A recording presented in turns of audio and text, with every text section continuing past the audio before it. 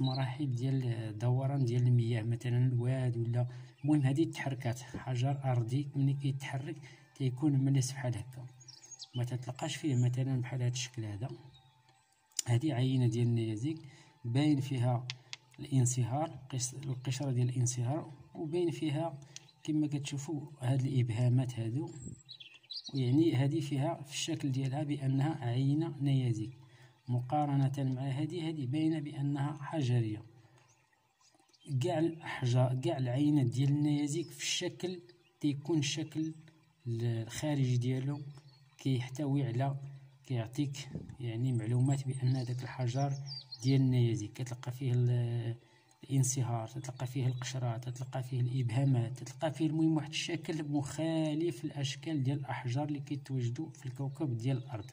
الشكل الرئيسي ديال العينه اللي يعني عنده معلومات عن النيازك وكيفهم النيازك، مجرد كياخذ واحد العينه بحال هذا الشكل، مجرد غير كيشوف فيها كيعرفها نيازك فقط، من بعد كيقلب اش من لاش كتنتمي ولا شنو المكونات ديالها وداكشي. اما الحجر الارضي الاخوان راه كيعطينا يعني من الشكل الرئيسي الاول ديالو كيبين بانه حجر ارضي.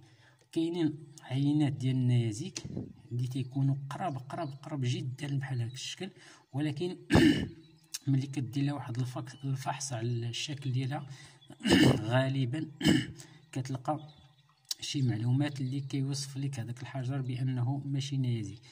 بحال مثلا هاد العينه هذه كتبان بحال عينه ارضيه هذه الاخوان، ولكن هذه عينه ديال النيازك.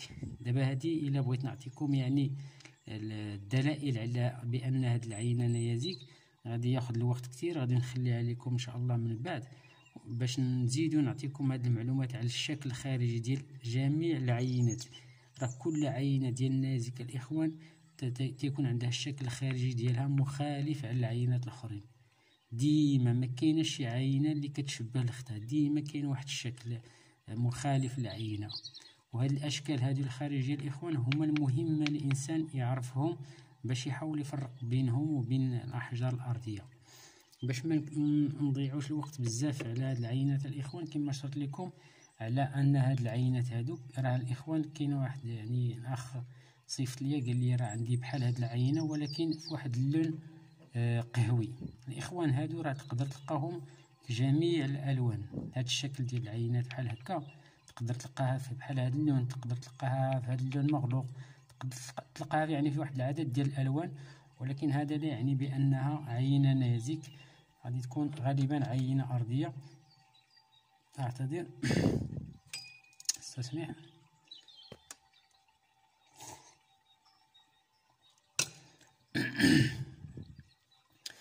هاد العينات الارضيه الاخوان كما عطيت لكم هاد الطريقه هذه عقلوا عليها مزيان. ملي كتعرف هاد العينه بانها يعني ما فيهاش في الشكل ديالها اي شكل من الاشكال اللي كتعطينا العينات ديال النيازك، كتاخذ واحد علاش هاد الياقوت الاخوان حيت الصلابه ديالو قويه.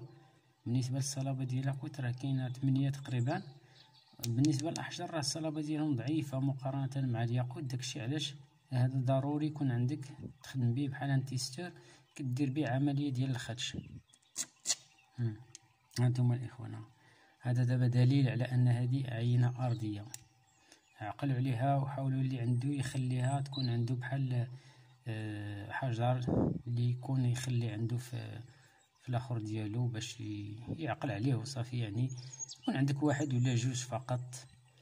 غادي نعطيكم واحد الدليل على واحد العينه ديال النيازك مشابهه لهاد العينه هذه باش نعرفوا ونقارنوا بانه هذه ماشي ارضيه.